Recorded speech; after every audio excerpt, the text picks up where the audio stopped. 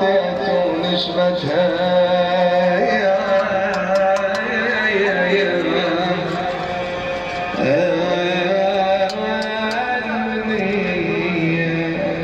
بعد يا أم البنين نقلك هذا الموقف عندما رجع الحسين من مصرع بالفاطمة. ترى زينب استقبلته، أرادت تخرج إلى مصرع بالفاطمة، لكن منعها الحسين ينقل لها لسان حاله فاضي.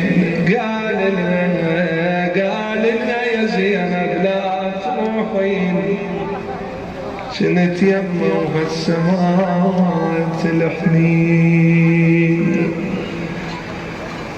شو الصف ليك يا زينب يا زينب لقيت جرب الوليد، وقبل لا يموت وصاني بوصية.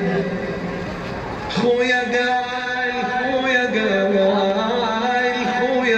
سلمنا ولفتنا وقلنا الأمنية فرقتنا، وبعد قلبت تقل سكنة لتتنا، وانا غيرك اجيب الأموي.